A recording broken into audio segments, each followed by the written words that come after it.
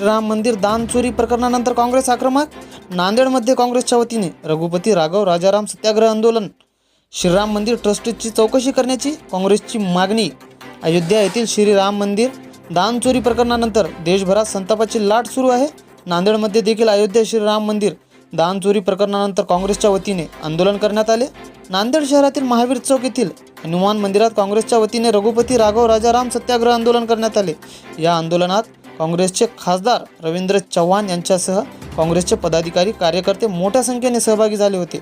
या देशामध्ये श्रीराम प्रभू रामचंद्रचे मंदिर सुरक्षित नाही तर सर्वसामान्य नागरिक कसे सुरक्षित राहतील असाही प्रश्न निर्माण करण्यात आला. याप्रसंगी प्रभू रामचंद्राच्या मंदिरातील दान चोरी प्रकरणाची निष्पक्षपणे चौकशी करून दोषीवर कठोरातील कठोर कारवाई करून त्यांना शिक्षा देण्यात यावी अशी मागणी काँग्रेसचे खासदार रवींद्र चव्हाण यांनी केली. या प्रसंगी आपली प्रतिक्रिया देताना नांदेड लोकसभेचे खासदार रवींद्र चव्हाण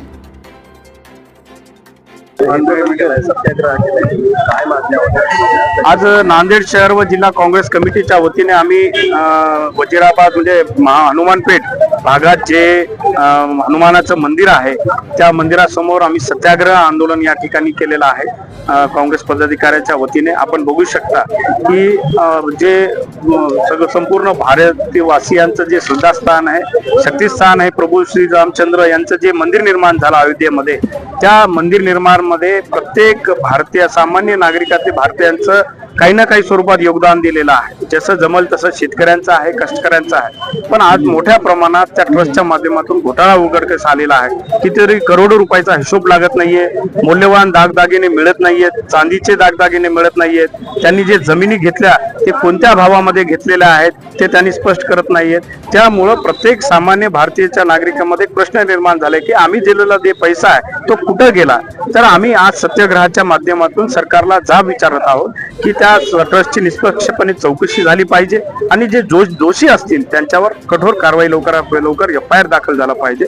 आमचं एवढंच म्हणणं आहे की या सरकारने ज्या श्री प्रभू श्री रामचंद्राच्या नावावर हे सरकार स्थापन केलं त्या प्रभू या सरकारमध्ये जर प्रभू श्री रामचंद्रचं मंदिर जर सुरक्षित नसेल तर सामान्य नागरिकांचा काय प्रश्न आहे. हजारो कोटी खर्च करून सारखा प्रकल्प होतो त्या ठिकाणी आणि काल विष्णुपुरी या ठिकाणी देखील एक सगळं कोसळलेली आहे महामार्गाची आणि याला भूकंपाचं स्वरूप दिलं गेलेलं आहे. खरं तर हजारो कोटी रुपये खर्चून आम्ही मोठे मोठे प्रकल्प पूर्ण करत आहोत असा कांगावा सरकार करत आहे.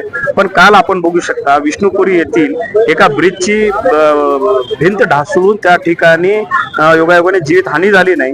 पण मला वाटते की त्याला भूकंपाचं कारण देणं हे एकदम हास्यास्पद आहे.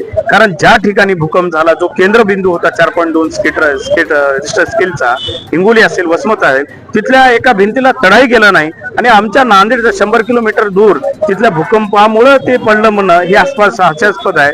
मला वाटतं की सरकारने याची उच्चस्तरीय चौकशी केली पाहिजे आणि लवकरात लवकर दोषीवर कठोर कारवाई केली पाहिजे हे मागणी करतो. काँग्रेस आणि महाविकास आघाडीमधल्या घटक पक्ष असणारा शिवसेना उद्धव बाळासाहेब ठाकरे पक्ष आहे की श्रीराम मंदिराला रस्त्यावर ते लढाई लढत आहे.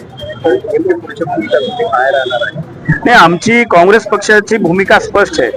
प्रभू श्रीरामचंद्र हे एका पक्षाचे नाहीये, ही पूर्ण भारतवासियांची आहे. आणि जिथं जिथं अन्याय होईल काँग्रेस पक्ष आपल्याला त्या ठिकाणी अन्यायाविरोधात रस्त्यावर उतरताना या ठिकाणी पुढच्या काळामध्ये दिसेल.